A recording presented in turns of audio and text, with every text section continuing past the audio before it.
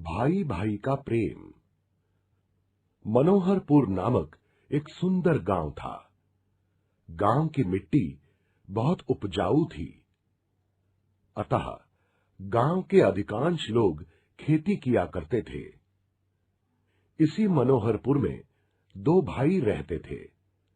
दोनों किसान थे। उनके घर अलग अलग थे, पर दोनों में बड़ा प्रेम था। दोनों भाई हमेशा एक दूसरे की भलाई की बात सोचा करते थे। इस वर्ष पूरे गांव में फसल अच्छी हुई थी। कटाई हो चुकी थी। खलिहान में सबके अनाज के ढेर लगे थे। एक दिन रात में बड़ा भाई लेटे लेटे सोचने लगा, मेरे दो बच्चे हैं। वे गृहस्थी में मेरी कुछ न कुछ मदद करते ही हैं। मेरे छोटे भाई के बाल बच्चे नहीं हैं।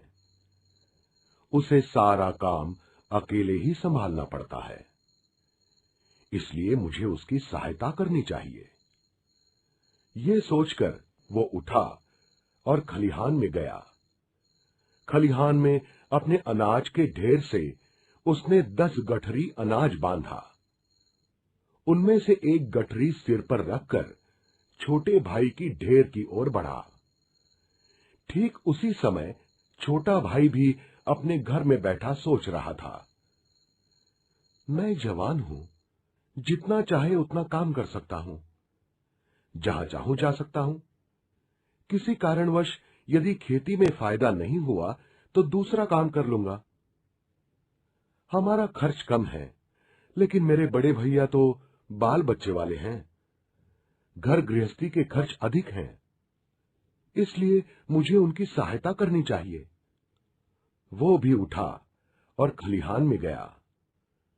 खलिहान में अपने अनाज के ढेर में से उसने भी 10 गठरी अनाज बांधा। उनमें से एक गठरी सिर पर उठाकर बड़े भाई के ढेर की ओर बढ़ा। अंधेरी रात थी। हाथ को हाथ भी दिखाई न देता था। इस वातावरण में दोनों भाई धीरे धीरे एक दूसरे के अनाज के ढेर की ओर बढ़ रहे थे। अचानक वे एक दूसरे से टकरा गए। दोनों चौंक कर एक साथ बोले, कौन है, कौन है? दोनों भाइयों ने एक दूसरे को देखा। उनके सिर पर अनाज की गठरियां थीं। दोनों समझ गए। बड़े भाई ने कहा, छोटे, तुम्हारी मदद करने वाला कोई नहीं है। खेती का सारा काम तुम्हें अकेले संभालना पड़ता है। मैंने सोचा कि तुम्हारे पास अनाज अधिक होगा तो अधिक दिन तक घर चलेगा, इसलिए मैं खलिहान से अनाज तुम्हारे ढेर में डालने जा रहा था। भैया, आप बाल बच्चे वाले हैं, आपके खर्च अधिक हैं। आपको अधिक मात्रा में अनाज की आवश्यकता होती है, इसलिए मैं खलिहान से अनाज आपके ढेर में डालने जा रहा था। अपनी बात कहते सुनते दोनों भाइयों की आंखें भर आईं। दोनों रोते हुए एक दूसरे के गले लग गए।